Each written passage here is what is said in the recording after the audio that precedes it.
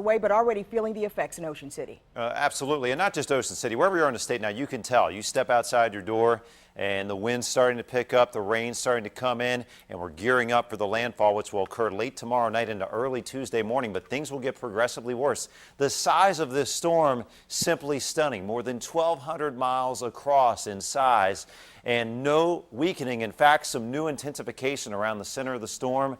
The rain band's already beginning to come ashore. Here are the latest statistics from the National Hurricane Center.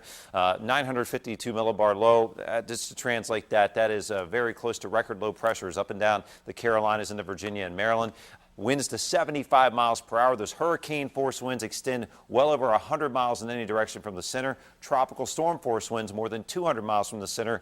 But this storm, the center, is still more than 400 miles from the eastern part of our state. So those impacts you're feeling now, just the beginning. Look at the weather deteriorating through the day here at the beach in Ocean City. Our view from Plym Plaza. Chesapeake Beach, a live view now as those waves begin to pick up a little bit in the Chesapeake Bay. We've got Kent Island, where you can see a time lapse showing the conditions beginning to deteriorate here across the Bay Bridge, the ceiling dropping a little bit, and again, weather deteriorating. Current thinking on this track is going to take this storm into southern New Jersey in terms of the center plot, but it really doesn't matter. It's so large across the center.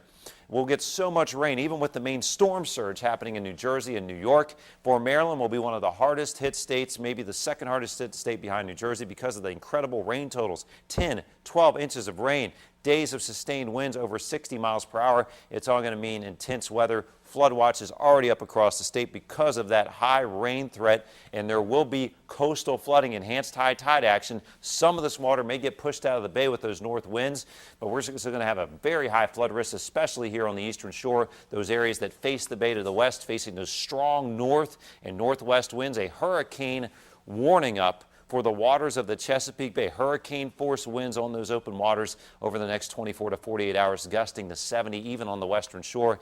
It's going to be a wild ride the next 48 hours. Much more on this storm coming up. We'll head back to you.